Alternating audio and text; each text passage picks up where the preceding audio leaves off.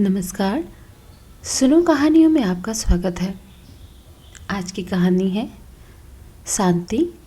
लेखक हैं मुंशी प्रेमचंद। तो चलिए सुनते हैं आज की कहानी। स्वर्गीय देवनाथ मेरे अभिन्न मित्रों में थे। आज भी जब उनकी याद आ जाती है तो वह रंगरेलियां आंखों में फिर आती हैं और कहीं एकांत में जाकर जरा देर रो लेता हूँ। हमारे और उनके बीच में 200-250 मील का अंतर था। मैं लखनऊ में था, वह दिल्ली में। लेकिन ऐसा शायद ही कोई महीना जाता हो कि हम आपस में ना मिल जाते हों। वह स्वच्छंद प्रकृति के, विनोद प्रिय साहित्य, उदार और मित्रों पर प्राण देने वाले आदमी थे, जिन्होंने अपने और पराये में कभी भेद नहीं किया। संसार क्या है और यह लौकिक व्यवहार का कैसा निर्वाह होता है, यह उस व्यक्ति ने कभी जानने की चेष्टा नहीं की। उनके जीवन में ऐसे कई अवसर आए जब उन्हें आगे के लिए होशियार हो जाना चाहिए था। मित्रों ने उनकी निष्कपटता से अनुचित लाभ उठाया और कई बार उन्हें लज्जित भी होना पड़ा। लेकिन उस भले आदमी ने जीवन से कोई सबक न लेने की कसम खा ली थी। उनके व्यवहार जो के त्यों रहे। भोलानाथ जिए वैसे ही भोलानाथ मरे। जिस दुनिया में वह रहते थे वह निराली दुनिया थी, जिसमें संदेह, चालाकी और कपट के लिए स्थान न था। सब अपने थे, कोई गैर न था। मैंने बार बार उन्हें सचेत करना चाहा, पर इसका परिणाम आशा के विरुद्ध हुआ। मुझे कभी कभी चिंता होती थी कि उन्होंने हाथ बंद न किया तो नतीजा क्या होगा। लेकिन विडंबना यह थी कि उनकी स्त्री गोपा भी कुछ उसी सांचे में ढली हुई थी। हमारी देवियों में जो एक चातुरी होती है, जो सदैव ऐसे उड़ाव पुरुषों की असावधानियों पर ब्रेक का काम करती है, उससे वह वंचित थी। यहाँ तक कि वस्त्राभूषण में भी उसे विशेष रुचि न थी। इसीलिए जब मुझे देवनाथ के स्वर्गारोहण का समाचार मिला और मैं भागा हुआ दिल्ली गया तो घर में बर्तन भांडे और मकान के सिवा और कोई संपत्ति ना थी। और अभी उसकी उम्र ही क्या थी जो संचय की चिंता करते। 40 भी तो पूरे न हुए थे। यूं तो लड़कपन उनके स्वभाव में ही था, लेकिन इस उम्र में प्रायः सभी लोग कुछ बेफिक्र रहते हैं। पहले एक लड़की हुई थी, इसके बाद 2 लड़के हुए। दोनों लड़के तो बचपन में ही दगा दे गए थे। लड़की बच रही थी और यही इस नाटक का सबसे करुण दृश्य है। जिस तरह का जीवन वो जीते थे, उसके देखते छोटे से परिवार के लिए 200 रुपये महीने की जरूरत थी। 2-3 साल में लड़की का विवाह भी करना होगा। कैसे क्या होगा, मेरी तो बुद्धि कुछ काम न करती थी। इस अवसर पर मुझे यह बहुमूल्य अनुभव हुआ कि जो लोग सेवा भाव रखते हैं और जो स्वार्थ सिद्धि को जीवन का लक्ष्य नहीं बनाते, उनके परिवार को आड़ देने वालों की कमी नहीं रहती। यह कोई नियम नहीं है, क्योंकि मैंने ऐसे भी लोगों को देखा है जिन्होंने जीवन में बहुतों के साथ अच्छा सलूक किया, पर उनके पीछे उनके बाल बच्चों को किसी ने एक बात तक न पूछी। लेकिन चाहे कुछ हो, देवनाथ के मित्रों ने प्रशंसनीय औदार्य से काम लिया और गोपा के निर्वाह के लिए स्थायी धन जमा करने का प्रस्ताव किया। 2 एक सज्जन जो रणवे थे उससे विवाह करने को तैयार थे, किंतु गोपा ने भी उसी स्वाभिमान का परिचय दिया जो हमारी देवियों को जौहर है, और इस प्रस्ताव को अस्वीकार कर दिया। मकान बहुत बड़ा था, उसका एक भाग किराए पर उठा दिया। इस तरह उसको 50 रुपये माहवार मिलने लगे। वह इतने में भी अपना निर्वाह कर लेगी। जो कुछ खर्च था वह सुन्नी की जात से था। गोपा के लिए तो जीवन में अब कोई अनुराग ही न था। इसके 1 महीने बाद मुझे कारोबार के सिलसिले में विदेश जाना पड़ा और वहाँ मेरे अनुमान से कहीं अधिक 2 साल लग गए। गोपा के पत्र बराबर आते थे, जिससे मालूम होता था वह आराम से है, कोई चिंता की बात न थी। मुझे पीछे से ज्ञात हुआ कि गोपा ने मुझे भी गैर समझा और वास्तविक स्थिति छिपाती रही। विदेश से लौटकर मैं सीधा दिल्ली पहुंचा। घर पर पहुंचते ही मुझे रोना आ गया। मृत्यु की प्रतिध्वनि सी छाई हुई थी। जिस कमरे में मित्रों के झमघट रहते थे, उनके द्वार बंद थे। मकड़ियों ने चारों ओर जाले तान रखे थे। देवनाथ के साथ वह स्त्री भी लुप्त हो गई थी। पहली नज़र में तो मुझे ऐसा भ्रम हुआ कि देवनाथ द्वार पर खड़े मेरी ओर देखकर मुस्कुरा रहे हैं। मैं मिथ्यावादी नहीं हूँ और आत्मा की दैहिकता में मुझे संदेह है, लेकिन उस वक्त एक बार मैं चौंक जरूर पड़ा। हृदय में एक कंपन सा उठा, लेकिन दूसरी नज़र में प्रतिमा मिट चुकी थी। द्वार खुला। गोपा के सिवा खोलने वाला ही कौन था? मैंने उसे देखकर दिल थाम लिया। उसे मेरे आने की सूचना थी और मेरे स्वागत की प्रतीक्षा में उसने नई साड़ी पहन ली थी और शायद बाल भी गूंथ लिए थे। पर इन 2 वर्षों के समय ने उस पर जो आघात किए हैं, उन्हें वह क्या कहती? नारियों के जीवन में यह वह अवस्था है जब रूप लावण्य अपने पूरे विकास पर होता है, जब उसमें अल्हड़पन, चंचलता और अभिमान की जगह आकर्षण, माधुर्य और रसिकता आ जाती है। लेकिन गोपा, उसका जीवन बीत चुका था। उसके मुख पर झुर्रियाँ और विषाद की रेखाएं अंकित थी, जिन्हें उसकी प्रयत्नशील प्रसन्नता भी न मिटा सकती थी। केसों पर सफेदी दौड़ चली थी और एक एक अंग बूढ़ा हो रहा था। मैंने करुण स्वर में पूछा, क्या तुम बीमार थी गोपा? गोपा ने आंसू पीकर कहा, नहीं तो, मुझे कभी सिरदर्द भी नहीं हुआ। तो तुम्हारी यह दशा है? बिल्कुल बूढ़ी हो गई हो। तो अब जवानी लेकर करना ही क्या है? मेरी उम्र भी तो 35 के ऊपर हो गई। 35 की उम्र तो बहुत नहीं होती। हाँ, उनके लिए जो बहुत जीना चाहते हैं। मैं तो चाहती हूँ जितनी जल्द हो सके जीवन का अंत हो जाए। बस सुन्नी के ब्याह की चिंता है। इससे छुट्टी पा जाऊँ, फिर मुझे ज़िंदगी की परवाह न रहेगी। अब मालूम हुआ कि जो सज्जन इस मकान में किराएदार आए हुए थे, वह थोड़े दिनों बाद तब्दील होकर चले गए और तब से दूसरा कोई किराएदार न आया। मेरे हृदय में एक बरसी सी चुभ गई। इतने दिन इन बेचारों का निर्वाह कैसे हुआ, यह कल्पना ही दुखद थी। मैंने विरक्त मन से कहा, लेकिन तुमने मुझे सूचना क्यों न दी? क्या मैं बिल्कुल गैर हूँ? गोपाल ने लज्जित होकर कहा, नहीं नहीं, यह बात नहीं है। तुम्हें गैर समझूंगी तो अपना किसे कहूँगी? मैंने समझा, परदेश में तुम खुद अपने झमेले में पड़े होंगे। तुम्हें क्यों सताऊं? किसी न किसी तरह दिन कट ही गए। घर में और कुछ न था तो थोड़े से गहने तो थे ही। अब सुनीता के विवाह की चिंता है। पहले मैंने सोचा था इस मकान को निकाल दूंगी, 20-22 हज़ार मिल जाएंगे, विवाह भी हो जाएगा और कुछ मेरे लिए भी बच जाएगा। लेकिन बात को मालूम हुआ कि मकान पहले ही रेहन हो चुका है और सूद मिलाकर उस पर 20 हज़ार हो गए हैं। महाजन ने इतनी ही दया क्या कम की कि मुझे घर से ना निकाल दिया। इधर से तो अब कोई आशा नहीं है। बहुत हाथ पांव जोड़ने पर संभव है कि महाजन 2-2.5 हज़ार मिल जाएं। इतने में क्या होगा, इसी फिक्र में घुली जा रही हूँ। लेकिन मैं भी कितनी मतलबी हूँ। न तुम्हें हाथ मुँह धोने को पानी दिया, न कुछ जलपान लाई और अपना दुखड़ा ले बैठी। अब कपड़े उतारिए और आराम से बैठिए। मैं कुछ खाने को लाऊं? खा लीजिए, तब बातें हों। घर पर तो सब कुशल है ना? मैंने कहा, मैं तो सीधा बम्बई से यहाँ आ रहा हूँ, घर कहाँ गया? गोपा ने मुझे तिरस्कार भरी आंखों से देखा, पर उस तिरस्कार की आड़ में घनिष्ठ आत्मीयता बैठी झांक रही थी। मुझे ऐसा जान पड़ा उसके मुख की चुरियाँ मिट गई हैं। पीछे मुख पर हल्की सी लाली दौड़ गई। उसने कहा, इसका फल यह होगा कि तुम्हारी देवी जी तुम्हें कभी यहाँ ना आने देगी।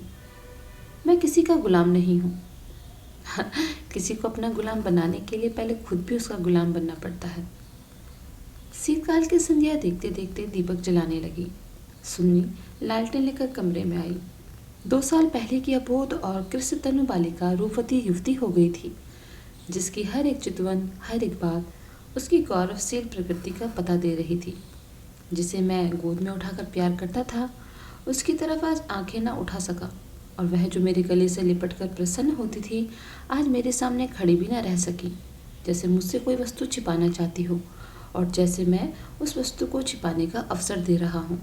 मैंने पूछा, अब तुम किस दर्जे में पहुँची सुन्नी? उसने सिर झुकाए हुए जवाब दिया, 10वीं में हूँ। घर का कुछ कामकाज करती हो? अम्मा जब करने भी दे। गोपा बोली, मैं नहीं करने देती या खुद किसी काम के नज़दीक नहीं जाती। सुन्नी मुँह फेर कर हंसती हुई चली गई। माँ की दुलारी लड़की थी। जिस दिन वह गृहस्थी का काम करती, उस दिन शायद गोपा रो रो कर आंखें फोड़ लेती। वह खुद लड़की को कोई काम न करने देती, मगर सबसे शिकायत करती थी कि वह कोई काम न करती। यह शिकायत भी उसके प्यार का ही एक करिश्मा था। हमारी मर्यादा, हमारी बात भी जीवित रहती है। मैं भोजन करके लेटा तो गोपा ने फिर सुन्नी के विवाह की तैयारियों की चर्चा छेड़ दी। इसके सिवा उसके पास और बात भी क्या थी। लड़के तो बहुत मिलते हैं, लेकिन कुछ हैसियत भी तो हो। लड़की को यह सोचने का अवसर क्यों मिले कि दादा होते तो शायद मेरे लिए इससे अच्छा वर घर ढूंढते। फिर गोपा ने डरते डरते लाला मदारी लाल की लड़की का जिक्र किया। मैंने चकित होकर उसकी ओर देखा। लाला मदारी लाल पहले इंजीनियर थे, अब पेंशन पाते थे। लाखों रुपए जमा कर लिया था, पर अब तक उनके लोभ की प्यास न बुझी थी। गोपा ने घर भी वह छाटा जहाँ उसकी रसाई कठिन थी। मैंने आपत्ति की, मदारी लाल तो बड़ा ही दुर्जन मनुष्य है। गोपा ने दांतों तले जीभ दबाकर कहा, अरे नहीं भैया, तुमने उन्हें पहचाना ना होगा। मेरे ऊपर बड़े दयालु हैं, कभी कभी आकर कुशल समाचार पूछ जाते थे। लड़का ऐसा होनहार है कि तुमसे मैं क्या कहूँ। फिर उनकी यहाँ कमी किस बात की है। वह ठीक है कि पहले वह खूब रिश्वत लेते थे, लेकिन यह धर्मात्मा कौन है, कौन अवसर पाकर छोड़ देता है। मदारी लाल ने तो यहाँ तक कह दिया है कि वह मुझसे दहेज नहीं चाहते, केवल कन्या चाहते हैं। सुन्नी उनके मन में बैठ गई है भैया। मुझे गोपा की सरलता पर दया आई, लेकिन मैंने सोचा क्यों न इसके मन के किसी के प्रति अविश्वास उत्पन्न करूं। संभव है मदारी लाल वह ना रहे हों। चित्त की भावनाएं बदलती भी रहती हैं। मैंने अर्ध सहमत होकर कहा, मगर यह तो सोचो, उनमें और तुम में कितना अंतर है। शायद अपना सर्वस्व अर्पण करके भी उनका मुंह सीधा ना कर सको। लेकिन गोपा के मन में बात जम गई थी। सुन्नी को वह ऐसे घर में चाहती थी जहाँ वह रानी बनकर रहे। दूसरे दिन प्रातःकाल में मदारी लाल के पास गया और उनसे मेरी जो बातचीत हुई उसने मुझे मुग्ध कर दिया। किसी समय वह लोभी रहे होंगे। इस समय तो मैंने उन्हें बहुत ही सहृदय, उदार और विनयशील पाया। बोले, भाई साहब, मैं देवनाथ जी से परिचित हूँ। आदमियों में रत्न थे। उनकी लड़की मेरे घर आए, यह मेरा सौभाग्य है। आप उसकी माँ से कह दे। मदारी लाल उनसे किसी चीज़ की इच्छा नहीं रखता। ईश्वर का दिया हुआ मेरे घर में सब कुछ है। मैं जेर बाहर नहीं करना चाहता। मेरे दिल का बोझ उतर गया। हम सुनी सुनाई बातों से दूसरों के संबंध में कैसी मिथ्या धारणा कर लिया करते हैं। इसका बड़ा शुभ अनुभव हुआ। मैंने आकर गोपा को बधाई दी। यह निश्चय हुआ कि गर्मियों में विवाह कर दिया जाए। कि 4 महीने गोपा ने विवाह की तैयारियों में काटे। मैं महीने में एक बार अवश्य उनसे मिलने जाता था, पर हर बार खिन्न होकर लौटता। गोपा ने अपनी कुल मर्यादा का ना जाने कितना महान आदर्श अपने सामने रख लिया था। पगली इस भ्रम में पड़ी हुई थी कि उसका उत्साह नगर में अपनी यादगार छोड़ जाएगा। यह न जानती थी कि यहाँ ऐसे तमाशे रोज होते हैं और आए दिन भुला दिए जाते हैं। शायद वह संसार से यह श्रेय लेना चाहती थी कि इस गई बीती दशा में भी लेटा हुआ हाथी 9 लाख का है। पग पग पर उसे देवनाथ की याद आती। वह होते तो यह काम यूं ना होता, यूं होता और तब रोती। मदारी लाल सज्जन है, यह सत्य है, लेकिन गोपा का अपनी कन्या के प्रति भी कुछ धर्म है। कौन उसके 10-5 लड़कियां बैठी हुई हैं, वह तो दिल खोल कर अरमान निकालेगी। सुन्नी के लिए जितने कपड़े, जितने गहने, जितने जोड़े बनवाए थे, उन्हें देखकर मुझे आश्चर्य होता था। जब देखो कुछ न कुछ सी रही थी। कभी सुनारों की दुकान पर बैठी हुई, कभी मेहमानों के आदर सत्कार का आयोजन कर रही है। मोहल्ले में ऐसा बिरला ही कोई मन संपन्न मनुष्य होगा जिससे उसने कुछ कर्ज न लिया हो। वह इसे कर्ज समझती थी, पर देने वाला दान समझकर देते थे। सारा मोहल्ला उसका सहायक था। सुन्नी अब मोहल्ले की लड़की थी। गोपा की इज्जत सबकी इज्जत है, और गोपा के लिए तो नींद और आराम हराम था। दर्द से सिर फटा जा रहा है। आधी रात हो गई है, मगर वह बैठी कुछ न कुछ सी रही है। यह इस कोठी का धाम उस कोठी कर रही है। कितनी वात्सल्य से भरी आकांक्षा है, जो कि देखने वालों में श्रद्धा उत्पन्न कर देती है। अकेली औरत को, और वह भी आधी जान की, क्या क्या करे। जो काम दूसरों पर छोड़ देती है उसी में कुछ न कुछ कसर रह जाती है, पर उसकी हिम्मत है कि किसी तरह हार नहीं मानती। पिछली बार उसकी दशा देखकर मुझसे रहा ना गया। बोला, गोपा देवी, अगर मरना ही चाहती हो तो विवाह हो जाने के बाद मरो। मुझे तो भय है कि तुम पहले ही ना चल दो। गोपा का मुरझाया हुआ मुख पर मुदित हो उठा। बोली, इसकी चिंता ना करो भैया, विधवा की आयु अभी बहुत लंबी है। तुमने सुना नहीं, रांड मरे ना खंडर ठहे। लेकिन मेरी यही कामना है कि सुन्नी को ठिकाने लगाकर मैं भी चल दूँ। और अब जी का क्या करूँगी? अगर किसी तरह विघ्न पड़ गया तो किसकी बदनामी होगी? इन 4 महीनों में मुश्किल से घंटा भर सोती होंगी, नींद नहीं आती, पर मेरा चित्त प्रसन्न है। मैं मरूं या जीऊं, मुझे यह संतोष तो होगा कि सुन्नी के लिए उसका बाप जो कर सकता था वह मैंने कर दिया। मदारी लाल ने अपनी सज्जनता दिखाई, तो मुझे भी तो अपनी नाक रखनी है। एक देवी ने आकर कहा, बहन जरा चलकर देख लो चाशनी ठीक हो गई है या नहीं। गोपा उसके साथ चाशनी की परीक्षा करने गई और एक क्षण के बाद आकर बोला, जी चाहती है सिर पीट लूं। तुमसे जरा बात करने लगी, उधर चाशनी इतनी कड़ी हो गई कि लड्डू दांतों नहीं लड़ेंगे, किससे क्या कहूँ। मैंने चिढ़कर कहा, तुम व्यर्थ का झंझट कर रही हो, क्यों नहीं किसी हलवाई को बुलाकर मिठाइयों का ठेका देती। फिर तुम्हारे यहाँ मेहमान ही कितने आएंगे, जिसके लिए तुम्हार बांध रही हो। 10-5 की मिठाई उनके लिए बहुत होगी। गोपा ने व्यथित नेत्रों से मेरी ओर देखा। मेरी यह आलोचना उसे बुरी लगी। इन दिनों उसे बात बात पर क्रोध आ जाता था। बोली, भैया तुम ये बातें ना समझोगे। तुम्हें ना माँ बनने का अवसर मिला, ना पत्नी बनने का। सुन्नी के पिता का कितना नाम था, कितने आदमी उनके दम से जीते थे। क्या यह तुम नहीं जानते? वह पगड़ी मेरे ही तो सिर तो बंधी है। तुम्हें विश्वास ना आएगा, नास्तिक जो ठहरे, पर मैं तो उन्हें सदैव अपने अंदर बैठा हुआ पाती हूँ। जो कुछ कर रहे हैं वह कर रहे हैं। मैं मंदबुद्धि स्त्री भला अकेली क्या करती? वही मेरे सहायक हैं, वही मेरे प्रकाश हैं। यह समझ लो कि यह देह मेरी है, पर इसके अंदर जो आत्मा है वह उनकी है। जो कुछ जो हो रहा है उनके पुण्य आदेश से हो रहा है। तुम उनके मित्र रहे हो, मैं तो उसकी सहगामिनी हूँ, लोक में भी परलोक में भी। मैं अपना समूह लेकर रह गया। जून में विवाह हो गया। गोपा ने बहुत कुछ दिया और अपनी हैसियत से ज़्यादा दिया, लेकिन फिर भी उसे संतोष ना हुआ था। आज सुन्नी के पिता होते तो न जाने क्या करते, बराबर रोती रहती। जाड़ों में फिर दिल्ली गया। मैं समझ गया अब गोपा सुखी होगी। लड़की का घर और वर दोनों आदर्श हैं।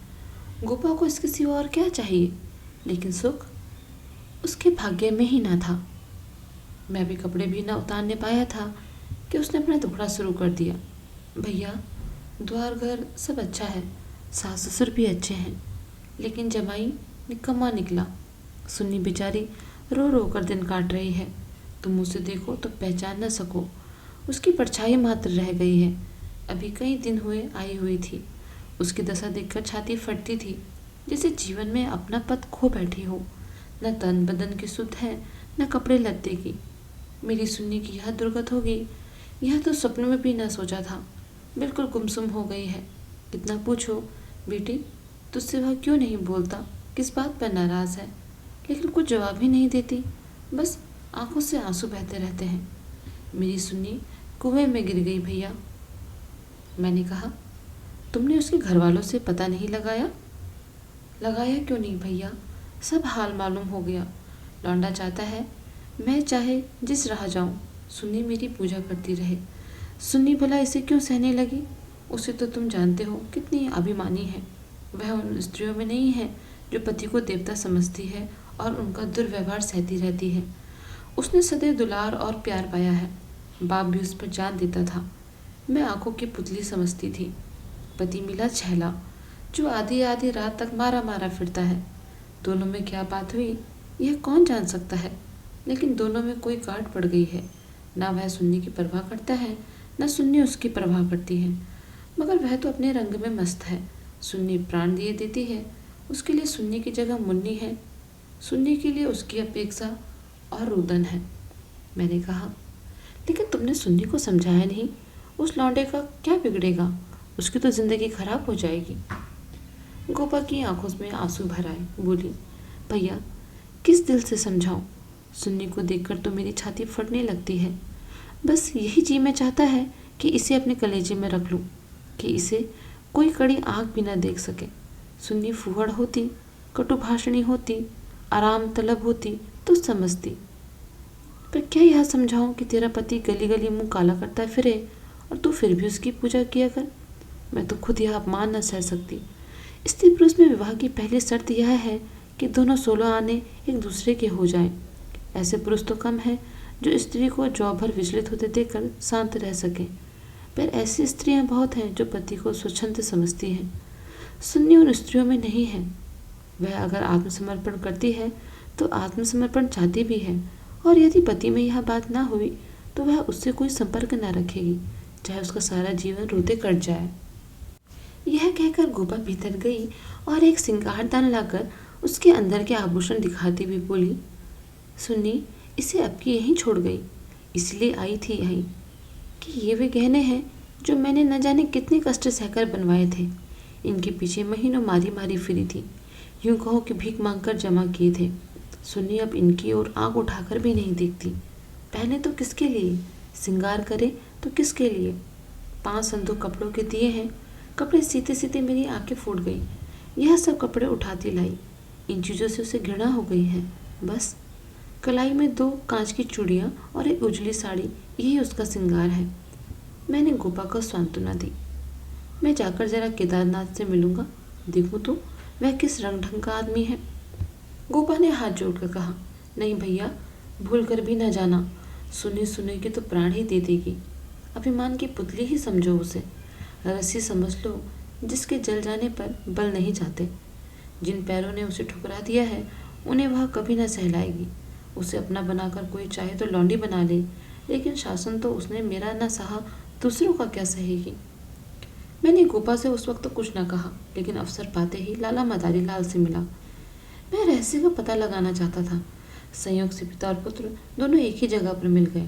मुझे देखते ही केदार ने इस तरह झुककर मेरे चरण छुए कि मैं उसकी शालीनता पर मुग्ध हो गया। तुरंत भीतर गया और चाय, मुरब्बा और मिठाइयाँ लाया। इतना सौम्य, इतना सुशील, इतना विनम्र युवक मैंने ना देखा। यह भावना ही ना हो सकती थी कि इसके भीतर और बाहर कोई और है। जब तक रहा सिर झुकाए बैठा रहा। उच्च श्रमता तो उसे छू भी ना गई थी। जब केदार टेनिस खेलने गया तो मैंने मदारी लाल से कहा, केदार बाबू तो बहुत सा चरित्र जान पड़ते हैं, फिर स्त्री पुरुष में इतना मनोमालिन्य क्यों हो गया है?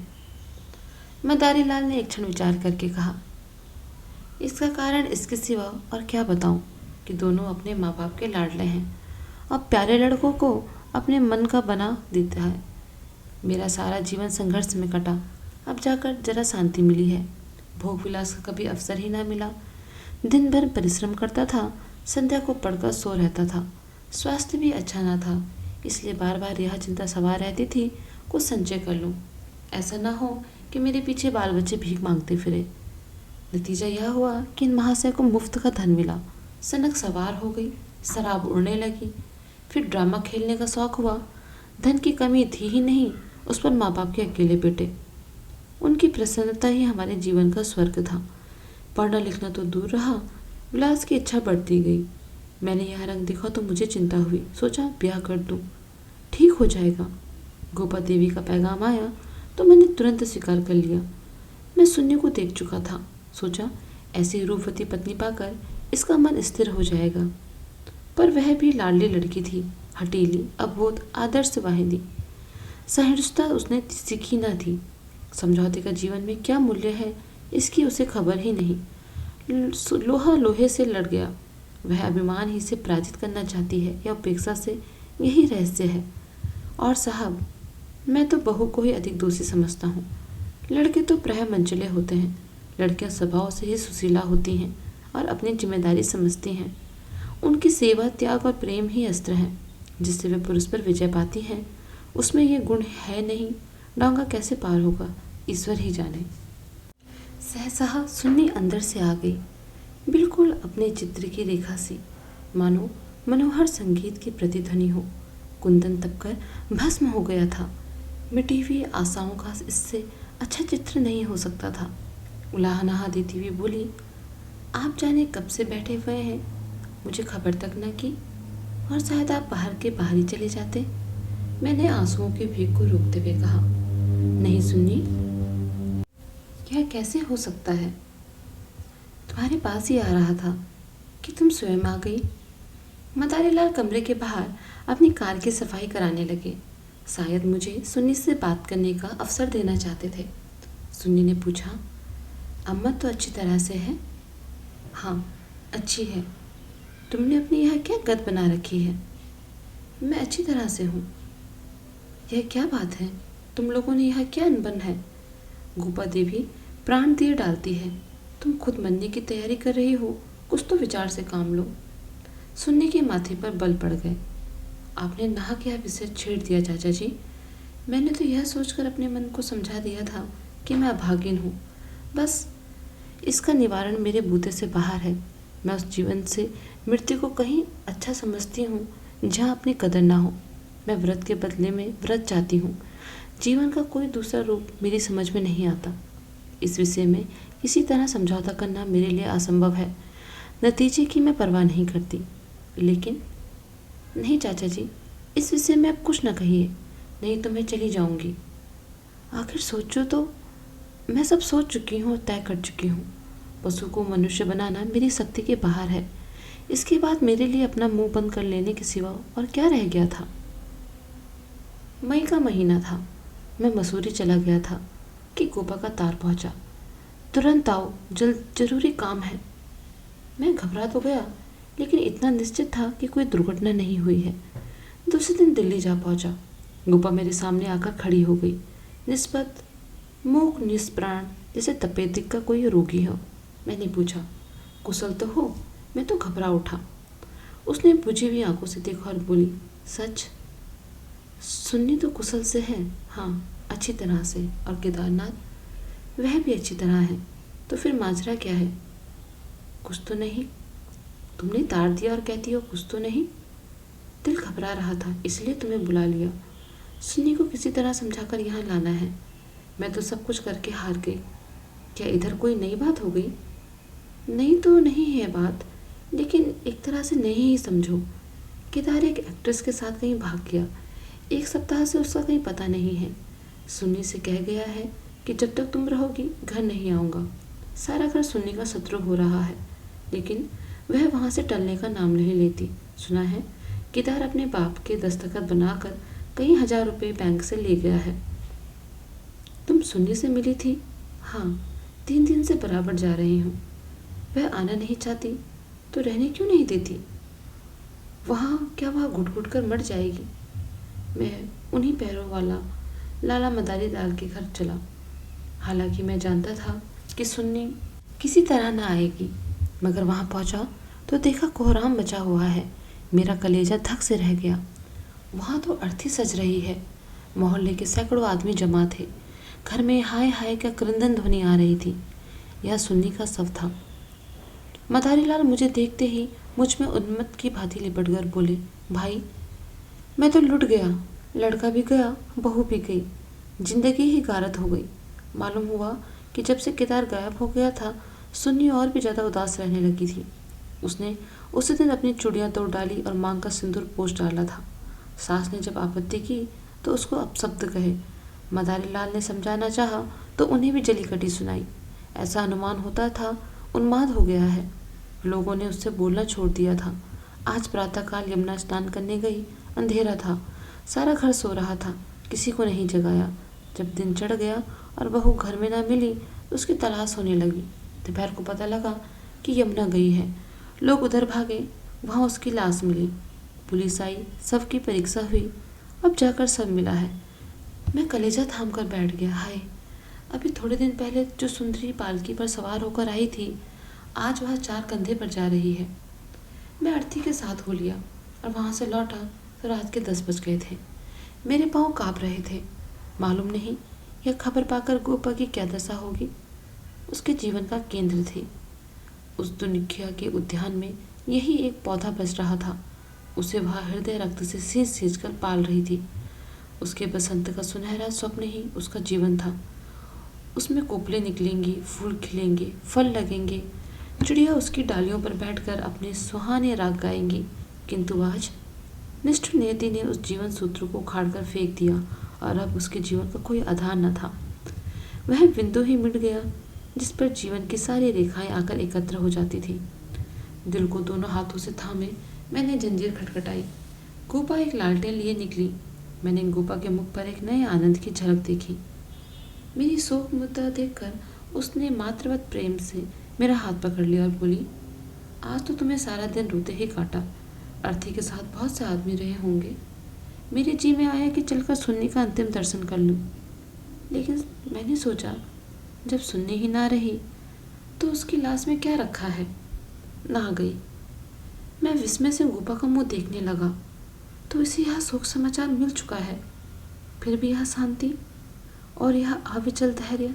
बोला, अच्छा किया ना गई, रोना ही तो था। हाँ और क्या, रोई यहाँ भी, लेकिन तुमसे सच कहती हूँ, दिल से नहीं रोई। न जाने कैसे आंसू निकल आए। मुझे तो सुनने की मौत से प्रसन्नता हुई। दुखिया अपनी मान मर्यादा लिए संसार से विदा हो गई, नहीं तो न जाने क्या क्या देखना पड़ता। इसलिए और भी प्रसन्न हूँ कि उसने अपनी आन निभा दी। स्त्री के जीवन में प्यार ना मिले तो उसका अंत हो जाना ही अच्छा। तुमने सुन्नी की मुद्रा देखी थी? लोग कहते हैं ऐसा जान पड़ता था। मुस्कुरा रही हैं। मेरी सुन्नी सचमुच देवी थी भैया। आदमी इसीलिए थोड़ी ही जीना चाहता है कि रोता रहे। जब मालूम हो गया कि जीवन में दुख के सिवा और कुछ नहीं है तो आदमी जीकर क्या करे। किस लिए जिए? खाने और सोने और मर जाने के लिए? यह मैं नहीं कहती कि मुझे सुन्नी की याद ना आएगी और मैं उसे याद करके जीऊँगी नहीं या रोऊंगी नहीं, लेकिन वह शोक के आंसू ना होंगे, हर्ष के आंसू होंगे। बहादुर बेटे की माँ उसकी वीर गति पर प्रसन्न होती है। सुन्नी की मौत में क्या कम गौरव है? मैं आंसू बहाकर उस गौरव का अनादर कैसे करूं? वह जानती है, और चाहे सारा संसार उसकी निंदा करे, उसकी माता उसकी सराहना ही करेगी। उसकी आत्मा में यह आनंद भी छीन लूं। लेकिन अब रात ज़्यादा हो गई है, ऊपर जाकर सो रहो। मैंने तुम्हारी चारपाई बिछा दी है, मगर देखो अकेले पड़े पड़े रोना नहीं। सुन्नी ने वही किया जो उसे करना चाहिए था। उसके पिता होते तो आज सुन्नी की प्रतिमा बनाकर पूजते। मैं ऊपर जाकर लेटा तो मेरे दिल का बोझ बहुत हल्का हो गया था, किंतु रह रहकर उसका क्या संदेह हो जाता था कि गोपा की यह शांति उसकी अपार व्यथा का ही रूप तो नहीं। धन्यवाद। तो ये थी आज की कहानी शांति।